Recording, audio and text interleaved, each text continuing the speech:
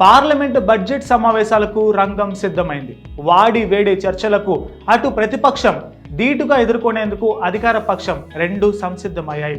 లోక్సభ, రాజ్యసభల సంయుక్త సమావేశంలో రాష్ట్రపతి ప్రసంగంతో parliament budget సమావేశాలు శుక్రవారం ప్రారంభమయ్యాయి. కేంద్ర ఆర్థిక మంత్రి నిర్మలా సీతారామన్ బడ్జెట్ను సమర్పిస్తారు. పార్లమెంటు బడ్జెట్ సమావేశాలు 2 విడతలుగా జరుగుతాయి. జనవరి 31 నుంచి ఫిబ్రవరి 13 వరకు ఒక విడత, మార్చి 10 నుంచి ఏప్రిల్ 4 వరకు రెండో విడత సమావేశాలు జరుగుతాయి. మహాకుంభమేళాలో తొక్కిసలాట, 30 మందికి పైగా మృతి ఘటనపై ఖచ్చితంగా పార్లమెంటులో చర్చించి తీరాలని ఇప్పటికే ప్రతిపక్ష కాంగ్రెస్తో సహా అన్ని ప్రతిపక్ష పార్టీలు తీర్మానించుకున్నాయి. అలాగే వక్ఫ్ సవరణ బిల్లుపై చర్చ సందర్భంగా ప్రభుత్వంపై దాడికి దిగాలని కూడా విపక్షాలు సిద్ధమయ్యాయి.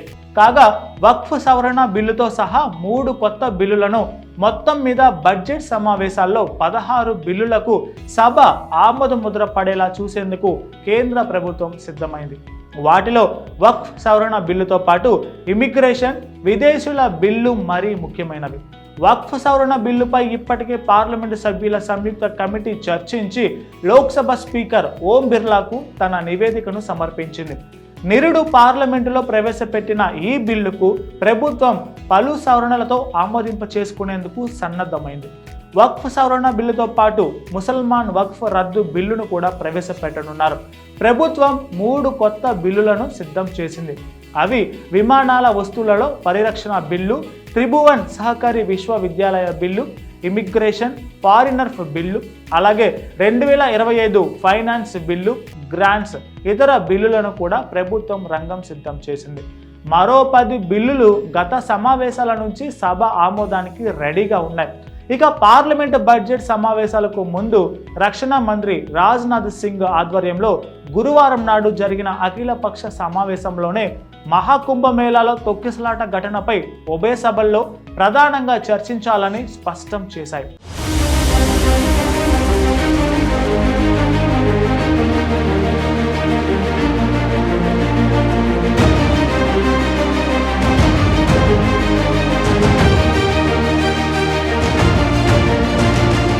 ఉత్తరప్రదేశ్ ప్రభుత్వం కుంభమేళాలో సామాన్య భక్తులు, యాత్రుల కన్నా కూడా వీవీఐపీలకే పెద్దపీట వేసిందని, ఫలితంగానే ఇలాంటి దుర్ఘటన జరిగిందని ప్రతిపక్ష సభ్యులు ఆరోపించారు. జనవరి 31వ తేదీన పార్లమెంటు సలహా సంఘం సమావేశంలో బడ్జెట్ సమావేశంలో చర్చించాల్సిన అంశాలపై నిర్ణయం జరుగుతుందని కేంద్ర మంత్రి కిరణ్ రిజిజు స్పష్టం చేశారు. ఇక పార్లమెంటు బడ్జెట్ సమావేశాల సందర్భంగా పలు అంశాలపై నిర్మాణాత్మకమైన చర్చ జరగబోతున్నట్లు, దానికి సహకరించాలని ప్రతిపక్షాలకు రాజ్నాథ్ సింగ్ విజ్ఞప్తి చేశారు. సంప్రదాయం ప్రకారం మొదట పార్లమెంటు ఉభయ సభల్లో రాష్ట్రపతి ప్రసంగం, 2025-26 బడ్జెట్ సమర్పణ ఈ సమావేశాల్లో ముఖ్యమైన అంశాలని ఆయన అన్నారు. ప్రతిపక్షాలు తాము సభలో చర్చించదలచిన అంశాలను సభా కార్యక్రమాల నిర్ణాయక కమిటీలో ప్రస్తావించవచ్చని కిరణ్ రిజిజు సూచించారు. చర్చించాల్సిన ముఖ్యమైన అంశాలలో మహాకుంభమేళాలో ఘటన కూడా ఉందని ఆయన అన్నారు. మహాకుంభమేళా దుర్ఘటనపై ఉత్తరప్రదేశ్ ప్రభుత్వం ఇప్పటికే జ్యుడిషియల్ విచారణ జరిపిస్తోందని మంత్రి రాజ్నాథ్ సింగ్ కాంగ్రెస్, సమాజ్వాదీ పార్టీలకు ఇప్పటికే వివరించారు. కాగా కేంద్ర ఆర్థిక మంత్రి నిర్మలా సీతారామన్ మరోసారి కేంద్ర బడ్జెట్ ప్రవేశపెడుతూ సరికొత్త రికార్డు నెలకొల్పబోతున్నారు. 2019లో ఆమె బాధ్యతలు స్వీకరించిన నాటి నుంచి తాత్కాలిక బడ్జెట్లతో కలిపి మొత్తం 7 బడ్జెట్లు సమర్పించి ఇప్పుడు 8వ దానికి రెడీ అయ్యారు. అయితే అంతకుముందు మాజీ ప్రధాని మొరార్జీ దేశాయ్ అత్యధికంగా 10 బడ్జెట్లు ప్రవేశపెట్టిన రికార్డును సొంతం చేసుకోగా 9 సార్లు బడ్జెట్ ప్రవేశపెట్టి మాజీ మంత్రి చిదంబరం 2వ స్థానంలో ఉన్నారు. ఇక నిర్మలా సీతారామన్ నేడు బడ్జెట్ను ప్రవేశపెట్టి 3వ స్థానంలోకి చేరబోతున్నారు. మరోవైపు బడ్జెట్ కన్నా ముందు కేంద్ర ఆర్థిక శాఖ మంత్రి నిర్మలా సీతారామన్ లోక్సభలో ఆర్థిక సర్వే 2025ను లోక్సభలో ప్రవేశపెట్టబోతున్నారు. ఈ సర్వే ప్రకారం 2025-26 ఆర్థిక సంవత్సరంలో అంతర్జాతీయంగా అనిశ్చితి నేపథ్యంలో భారత జీడిపి వృద్ధి రేటు 6.3 నుంచి 6.8% రేంజ్లో ఉంటుందని అంచనా వేశారు.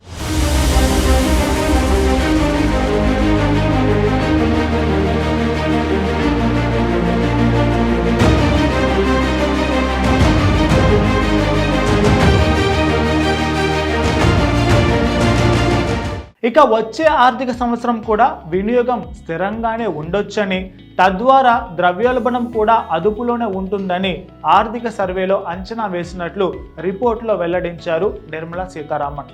రూరల్ డిమాండ్ను మరింత ముందుకు తీసుకువెళ్తుందని ఆర్థిక సర్వే పేర్కొంది.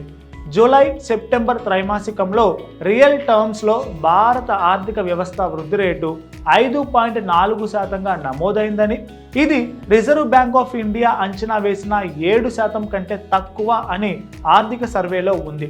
ఇదే విధంగా ఏప్రిల్ జూన్ త్రైమాసికంలో కూడా జీడిపి వృద్ధి రేటు కేంద్ర బ్యాంకు అంచనాల్ని అందుకోలేదని తెలిపింది.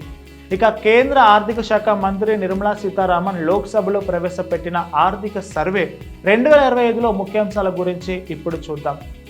2025-26 ఆర్థిక సంవత్సరంలో దేశ జీడిపి 6.3 నుంచి 6.8% ఉండొచ్చని ఒక అంచనా. దేశ ఆర్థిక పరిస్థితులు వచ్చే ఏడాది మందకొడిగా ఉంటాయి. తయారీ రంగం నెమ్మదించడం సహా కార్పొరేట్ పెట్టుబడులు తగ్గటంతో ప్రెజెంట్ ఆర్థిక సంవత్సరంలో భారత వృద్ధి రేటు 6.40% ఉంది. గడిచిన 4 ఏళ్లలో చూస్తే ఇదే అత్యల్పం. అంతకు ముందు ఆర్థిక సంవత్సరాల్లో వరుసగా 8.20%, 7.20%, 8.70%గా ఉంది. గత ఆర్థిక సంవత్సరంలో ప్రపంచవ్యాప్తంగా IPO లిస్టింగ్లో మన వాటానే 30%గా ఉంది. ప్రభుత్వ మూలధనం పెరగడం సహా వ్యాపార అంచనాలు మెరుగుపడటంతో పెట్టుబడులు కూడా పుంజుకుంటాయని అంచనా వేస్తున్నారు. ప్రెజెంట్ ఆర్థిక సంవత్సరం చివరి త్రైమాసికంలో ఆహార ద్రవ్యోల్బణం తగ్గొచ్చు. అయితే ఆర్థిక మంత్రి బడ్జెట్లో ఎలాంటి ప్రకటనలు చేస్తారో అని అందరూ ఆశగా ఎదురుచూస్తున్నారు. ముఖ్యంగా మధ్యతరగతి ప్రజలు తమ ఆర్థిక భారాన్ని తగ్గించి జీవన నాణ్యతను మెరుగుపరిచే ఉపశమన చర్యల కోసం ఆశగా ఎదురుచూస్తున్నారు. భారత ఆర్థిక వ్యవస్థకు వెన్నెముకగా పేర్కొనే మిడిల్ క్లాస్ ఇటీవల అనేక సవాళ్లను ఎదుర్కొంటోంది. ధరలు, జీవన వ్యయాలు ఆర్థిక భారం మోపుతూ ఉండగా వేతనాలు మాత్రం పెరగటం లేదు. ఇందులో భాగంగా రాబోయే బడ్జెట్లో సామాన్యులు ఆశగా ఎదురు చూస్తున్న అంశాలేంటో ఇప్పుడు ఒకసారి చూద్దాం.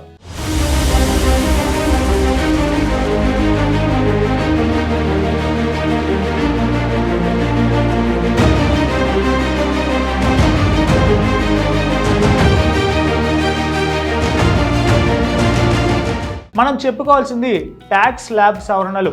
ఎగ్జామినేషన్ లిమిట్ పెంచడమే కాకుండా ఇన్కమ్ ట్యాక్స్ స్లాబ్లలో సవరణ ఆశిస్తున్నారు. మధ్య ఆదాయ వర్గాలకు ఆర్థిక ఉపశమనం కల్పించేలా తక్కువ పన్ను రేట్లు విధించాలని కోరుతున్నారు. ముఖ్యంగా ఉద్యోగ వర్గం ఎగ్జామినేషన్ ట్యాక్స్ స్లాబ్ సవరణ డిమాండ్ చేస్తోంది. కొత్త పన్ను విధానంలో 3 నుంచి 7 లక్షల మధ్య సంపాదిస్తున్న వ్యక్తులకు పన్ను రేటు తగ్గించాలని వారు కోరుతున్నారు. ఆదాయ పన్ను ఉపశమనం బడ్జెట్లో అందరూ కోరుకుంటున్న మార్పు ఆదాయ పన్ను మినహాయింపు. మధ్యతరగతి ప్రజలు తమ ఆర్థిక పరిస్థితిని మెరుగుపరుచుకోవడానికి చాలా కాలంగా ట్యాక్స్ రిలాక్సేషన్ కోరుతున్నారు. ప్రెజెంట్ కొత్త పన్ను విధానంలో 3 లక్షలుగా ఉన్న ట్యాక్స్ ఎగ్జంప్షన్స్ లిమిట్ని 5 లక్షలు పెంచాలని వారు కోరుతున్నారు. ఈ నిర్ణయంతో పన్ను చెల్లింపుదారులకు మరింత డబ్బు ఆదా అవుతుందని, వ్యయం ఆర్థిక వృద్ధిని పెంచడంలో సహాయపడుతుందని నిపుణులు చెబుతున్నారు.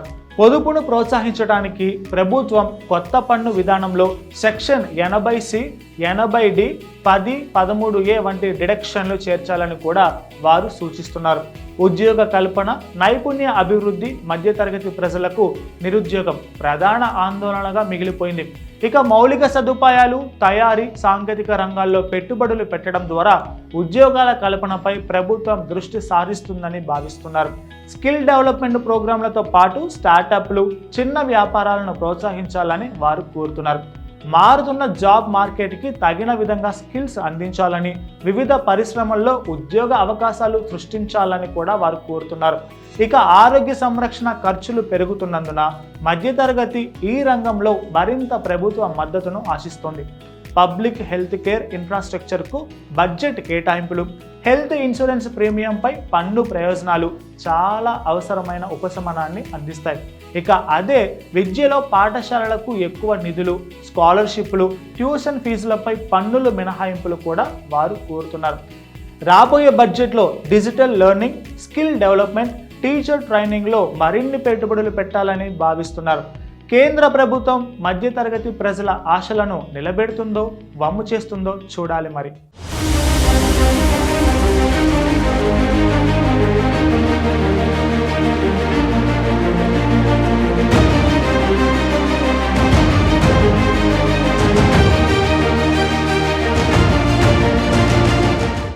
subscribe to the channel and download the Politicos app from the links in the description.